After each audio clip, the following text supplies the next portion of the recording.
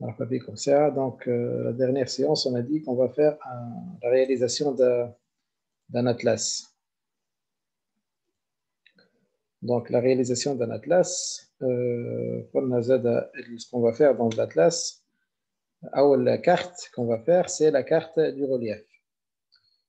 Alors, tout d'abord, qu'est-ce qu'un atlas? Alors, un atlas, c'est un recueil de cartes, c'est-à-dire un document où on va trouver des cartes générales, d'ordre général, qui traitent un certain nombre de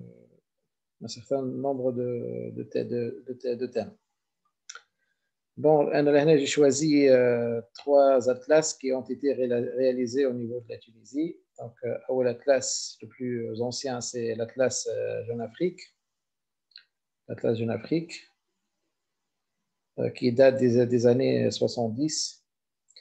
Le deuxième atlas, en termes de chronologie, c'est le schéma directeur d'aménagement du territoire national. On trouve le texte accompagné par un atlas cartographique. Et le troisième atlas il est réalisé par des géographes, également les deux premiers aussi par des géographes. Celui-là, c'est l'atlas de l'eau en Tunisie, sous la direction de Madame Latifania, qui est un climatologue qui a été enseignante à la faculté des sciences humaines et sociales de Tunis, et qui a dirigé un groupe de chercheurs tunisiens, de géographes, pour la réalisation de plusieurs cartes, entre autres des cartes du relief, du climat, des éléments du climat, etc., etc. Donc, ce sont les trois atlas les plus connus en Tunisie. Il y a également les atlas régionaux qu'on trouve sur le site du ministère de l'Équipement, que je vous ai montré la dernière séance. Alors, ces atlas datent des années, ou bien utilisent les données de recensement de 2004 et 1994. Et aujourd'hui, on est judicieux de faire un nouveau atlas avec les données récentes. Donc, donc, chaque atlas, bien sûr, on va trouver une série de cartes, plusieurs cartes, et qui traitent plusieurs éléments comme le relief, le cadre physique, c'est-à-dire tout ce qui est relief, tout ce qui est climatologie, tout ce qui est végétation, géologie, etc., etc. On va trouver également des éléments sociaux, c'est-à-dire le cadre humain. On va trouver par exemple la population, la répartition de la population par sexe, ou bien la répartition, ou bien la densité, ou bien tout genre de caractéristiques socio-économiques. On va trouver quelques cartes aussi qui traitent tout ce qui est réseau et transport. Aussi, on va trouver les éléments de migration, etc., etc. Donc, on peut tout faire. On peut alimenter notre atlas avec plusieurs types de cartes. Il existe également des atlas de paysages. Alors, ces atlas sont plutôt des atlas photographiques, c'est-à-dire on va trouver plutôt des photos plus que de cartes. Il y a plusieurs atlas paysagers, que ce soit à l'échelle nationale ou bien à l'échelle du gouvernement. Bien sûr, vous pouvez voir plusieurs exemples d'atlas qu'on trouve librement sur Internet pour approfondir votre recherche, etc. Bien. Bien. Donc, on va faire la première carte. Donc, la première carte qu'on doit réaliser, c'est la carte du relief. Donc, ici, vous avez devant vous trois types de cartes, ou bien trois cartes qui ont traité le relief. Donc, la première carte à gauche, celle-là, donc c'est la carte réalisée par le schéma directeur d'aménagement.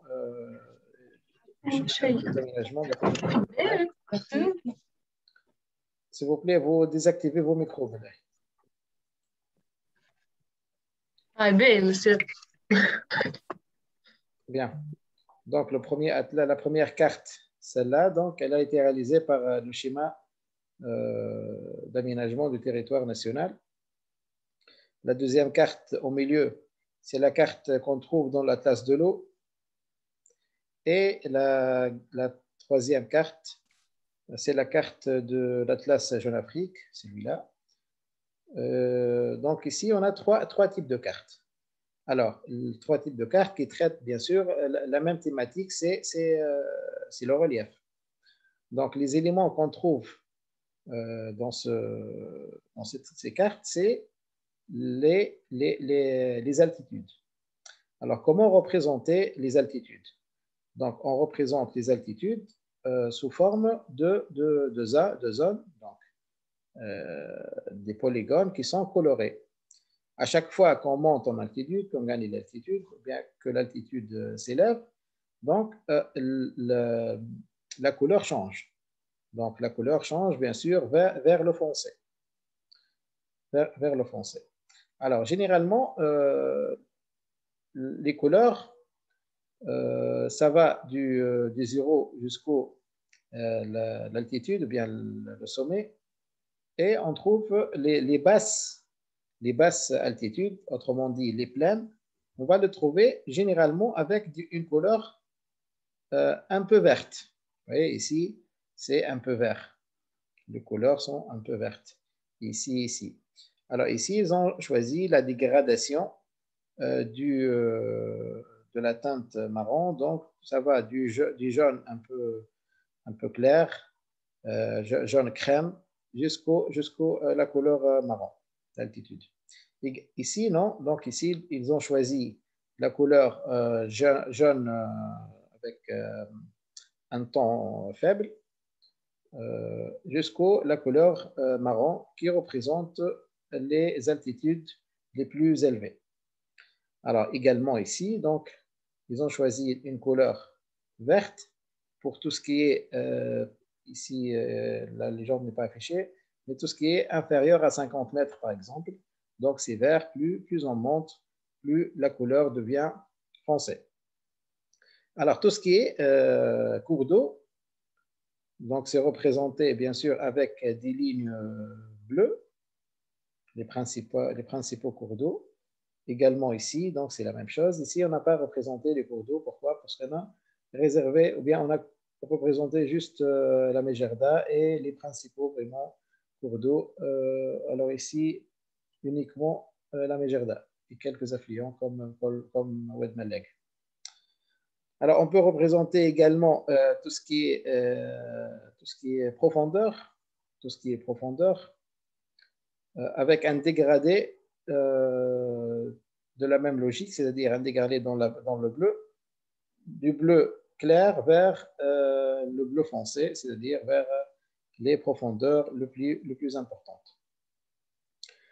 Donc, on représente aussi les éléments de la cartographie, de l'habillage, autrement dit, c'est le nord, l'échelle, bien sûr, l'échelle graphique, la toponymie, c'est-à-dire tout ce qui est nom des principales unités topographiques, en l'occurrence la dorsale, par exemple, ici, la dorsale, la Cromérie, les Mogodes, les villes. Au sud, on va trouver Vahr, ici la Shfara, le Grand Terre oriental, le Nebzewa. Au centre, on représente les hautes steppes, les basses steppes et le Sahel. Donc, on peut aussi représenter le Gabon. En plus de ces grandes unités topographiques, on peut ajouter également les noms de quelques montagnes les plus importantes. On va trouver bien sûr le point culminant, le Val Shambi, avec l'altitude. On va mettre quelques noms de montagnes ici aussi. Donc, on va utiliser plusieurs cartes pour faire notre propre carte. Donc, on a dit, pour tout ce qui est éléments de l'habillage, on va mettre le nord. Bien que pour les cartes comme celle-ci, donc parfois, on ne met plus de nord parce que c'est connu. Donc, c'est un élément qui devient pour ce type de carte qui devient de plus en plus négligé. Donc, les cartes aussi comprennent la légende. Donc, la légende pour tout ce qui est occupation du sol. Et une autre information, c'est les altitudes. Donc, il faut mettre les altitudes. Bien sûr, il faut mettre l'échelle, il faut mettre la source si on a utilisé des sources, etc., etc. Bien. Quoi d'autre? Donc, on peut ajouter également des coordonnées géographiques. Les coordonnées géographiques. On peut ajouter les noms de tout ce qui est mer Méditerranée, golfe de Hammamet, golfe de Tunis, etc., etc. C'est-à-dire, on va ajouter, on va faire l'habillage de notre carte. Donc, pour nos sources de données, pour les logiciels de traitement, tout d'abord, on va utiliser un ensemble de logiciels en même temps pour l'ensemble des cartes à réaliser. Alors, pour la carte de relief, par exemple, on va utiliser 2 ou 3 logiciels. On va utiliser Global Mapper. Donc, Global Mapper. On va utiliser également QGIS et on va utiliser CorelDRAW. Alors, en ce qui concerne Global Mapper et QGIS, ce sont des logiciels de SIG, c'est-à-dire des logiciels de système d'information géographique. Par contre, le logiciel CorelDRAW, c'est un logiciel de dessin. C'est-à-dire, c'est nous qu'on va dessiner. On va dessiner. CorelDRAW. Pardon? CorelDRAW معنا. ايش بيه CorelDRAW؟ مش هنسلي عنها يعني. Vous l'avez l'installé, donc on a l'installation, c'est simple. Donc on va utiliser Global Mapper, on va utiliser QGIS et CorelDRAW. CorelDRAW, c'est un logiciel de dessin. Alors, l'intérêt, c'est qu'il donne un côté esthétique à la carte, c'est-à-dire en termes de manipulation, il est plus simple à utiliser. Donc, vous voyez, on peut faire plusieurs éléments. Donc, on peut ajouter des carreaux, des cadres, et des cercles, etc., etc. Et on peut faire plusieurs types de cartes. Bien. Alors, pour faire une carte du relief, donc il nous faut, on fait notre choix. Soit on va utiliser une carte qu'on va scanner. Par la suite, on va la géoréférencer et redessiner les éléments qu'on trouve qui représentent le relief. Donc, c'est une tâche lourde. Pourquoi? Parce qu'on est obligé vraiment de tout dessiner. Donc, le dessin se fait soit par un logiciel de SIG, comme QGIS ou bien ArcGIS ou bien même Global Mapper, soit on fait tout simplement, on va importer par exemple la carte, on va importer notre carte d'ici par exemple. On va importer notre carte, par exemple cette carte, on glisse et on la fixe par exemple et on commence la vectorisation. Donc ça c'est une première solution, mais vraiment qui n'est pas très recommandée vu qu'on veut faire quelque chose de personnalisé. Donc, on va faire nos propres cartes. Pour cela, on a besoin de ce qu'on appelle d'un MNT, d'un modèle numérique de terrain. Alors, où est-ce qu'on trouve le modèle numérique de terrain? Donc, on se dirige à Google Earth, Earth Explorer. Donc, Earth Explorer. Donc, il faut avoir un compte. Donc, vous créez un compte chez vous.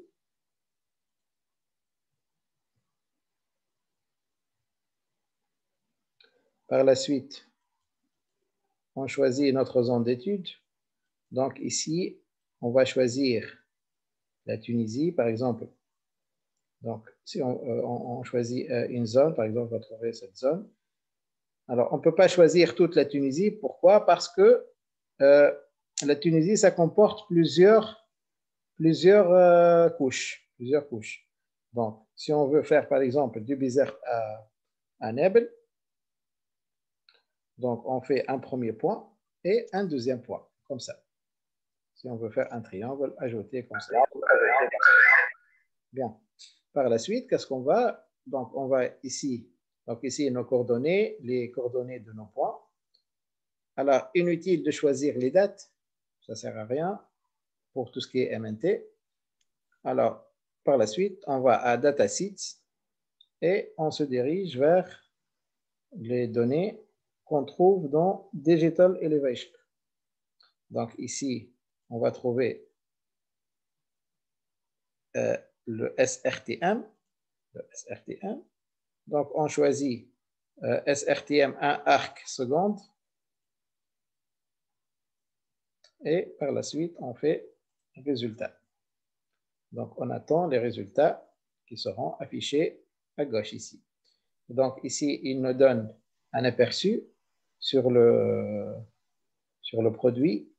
Donc, si on veut voir le produit directement sur la carte, donc, il faut cocher sur cette icône.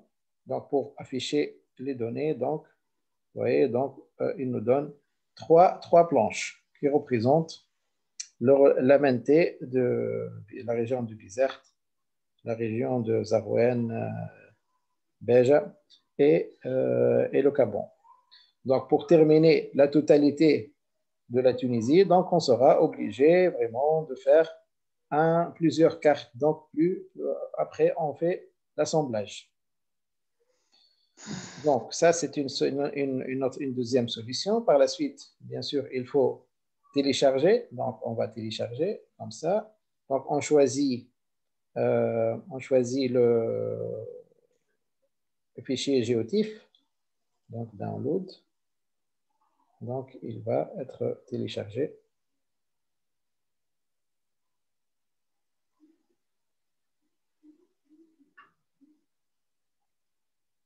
Donc, on va le trouver ici.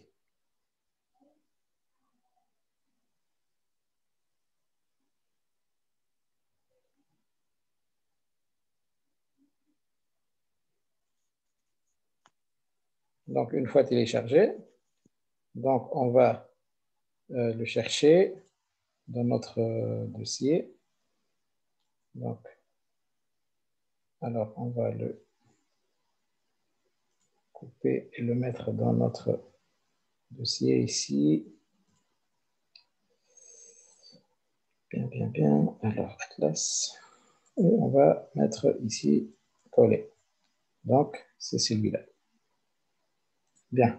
Par la suite, on ouvre notre logiciel on va ouvrir Global Mapper, par exemple. Donc, on va chercher nos données. On trouve dans Atlas et ouvrir. Donc, on met Yes to All et on met, voilà. Donc, ici, vous avez notre MNT. Notre MNT qu'on a téléchargé. Donc, ici, on peut changer les couleurs, les altitudes. Donc, on choisit la couleur qui nous convient. Bien. Donc, ça, c'est une première solution. Alors, une deuxième solution, pardon. Donc, la troisième solution, c'est qu'on va utiliser les données fournies par Global Mapper. Pourquoi? Parce que si on va utiliser la deuxième solution, c'est-à-dire importer des MNT qu'on trouve sur Internet, donc on sera par la suite obligé de faire le mosaïquage et rendre tous les MNT en un seul fichier. Alors, le logiciel Global Mapper, son avantage, qu'on peut télécharger directement les MNT, les modèles numériques de terrain, directement du logiciel. Bien sûr, il faut être connecté à Internet pour pouvoir alimenter le logiciel en données externes. Alors, donc, on va fermer. Donc, qu'est-ce qu'on va faire? On va tout d'abord mettre la carte de la Tunisie. Donc, on va mettre la carte de la Tunisie. Alors, on peut tout d'abord, donc avant ça, on doit choisir notre projection. Donc, on va faire notre configuration. Donc, notre projection, on va utiliser la projection UTM 32.632. Donc, zone 32 nord et le datum WGS. Donc, on va faire Apply. OK. Bien. Par la suite, on va faire Load Default Data. Pourquoi? Pour faire apparaître la carte de la Terre. Et bien sûr, on s'intéresse uniquement à la Tunisie. Bien. Alors, la deuxième étape, une fois on a zoomé sur le cadre de la Tunisie, on se dirige vers Connect to Online Data d'ici, ou bien File, Download Online Imagery Topo, Terrain Maps, etc. Donc, la même chose. Donc, une fenêtre qui apparaît. Donc, on va sélectionner les données qu'on trouve sur Internet. Donc, pour cela, donc, il y a des données qui sont gratuites et des données qui sont payantes. Par exemple, le LIDAR en Tunisie, on n'a pas de couverture LIDAR gratuite. Donc, tout ce qui est gratuit, on va le trouver Worldwide Data, ici. Donc, on appuie sur le bouton plus et par la suite, on a vraiment plusieurs choix, plusieurs options plusieurs sources aussi, plusieurs données qu'on peut travailler avec. Donc, pour tout ce qui est relief, donc on a le choix entre l'ASTER, donc c'est un MNT aussi, ASTER, et aussi on peut utiliser le SRTM. Alors, pour le SRTM, on a deux choix, soit le SRTM 3 arcs secondes, ici, et ou bien le SRTM 1 arc seconde. Donc, les deux, la différence entre les deux, c'est la précision. Alors, 3 arcs secondes, c'est-à-dire la résolution, elle est moindre que celle-là. Vous voyez? Donc, pour faire une carte, par exemple, à petite échelle, je préfère utiliser 3 arcs secondes. Petite échelle, c'est-à-dire beaucoup de détails. Pour les petites échelles, pardon, j'utilise celle-là, donc 1 arc seconde. Pour les grandes échelles, en l'occurrence la carte de la Tunisie, je peux utiliser celle-là. Donc, on va faire les deux pour voir la différence. Quelle est la différence? Donc, on clique ici. Donc, si on va mettre directement Connect, il va prendre toute la zone. Mais nous, on veut juste la Tunisie. Donc, on fait Drawbox et on dessine, disons, comme ça. Donc, on va prendre un peu de la Libye et un peu de l'Algérie à l'ouest. On va mettre OK. Par la suite, on fait Connect. Donc, qu'est-ce qu'il va faire? Il va se connecter à l'ensemble de la Tunisie. Bien. Alors, donc ici, l'avantage qu'on a un seul lot, c'est-à-dire qu'on a un seul lot de l'MNT. On n'est pas obligé, comme la deuxième solution, de vraiment télécharger toutes les planches, puis faire le mosaïquage et procéder par une étape plus longue. Bien, donc ici, on peut zoomer par exemple.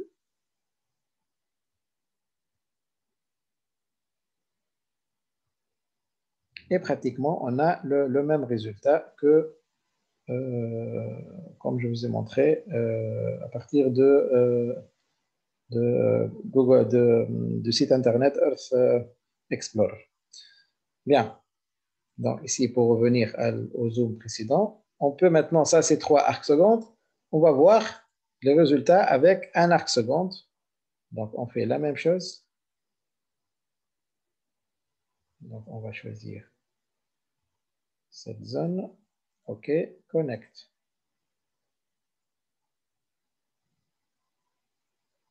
Donc, vous voyez, il n'y a pas vraiment de grosses différences à ce niveau. Mais si on veut, bien sûr, zoomer, on va trouver des différences de précision. Bien sûr, il faut avoir un bon poste et être connecté à Internet. Donc ça, c'est le SRTM 1 arc seconde, c'est-à-dire 1 mètre, 30 mètres de résolution, alors qu'ici,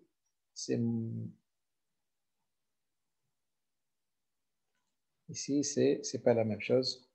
Donc, vous voyez, il y a des termes de précision entre les deux. Si je veux faire une coupe topographique, par exemple, comme ça, il va me montrer celle-là. Donc, vous avez une coupe topographique entre les deux.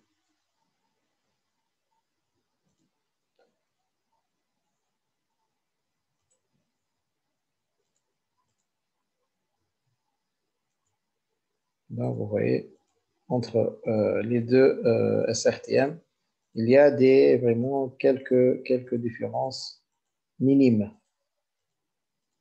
Bien. Alors, ce qu'on va faire maintenant, c'est qu'on va exporter cette MNT. Donc, on va choisir SRTM 3 arcs secondes, 1 arc seconde. Donc, close. Donc, par la suite, on va faire zoom to. Donc, on va télécharger cette MNT. Alors, l'MNT, son extension, c'est DEM, Digital Elevation Model, c'est-à-dire modèle numérique de terrain. Donc, pour cela, donc, on fait clic droit. Par la suite, on fait Layer, Export, et on va choisir, on va chercher l'extension .dem. Donc, .dem, c'est celle-là. DEM. Donc, on va faire OK. Alors, on va choisir la projection courante. Export bound. Donc, ici, on laisse tel quel. Donc, il faut garder, bien sûr, le fichier de projection. OK. Donc, on cherche notre dossier. On va trouver. On va écrire MNT Tunisie. Voilà. Donc, enregistrer.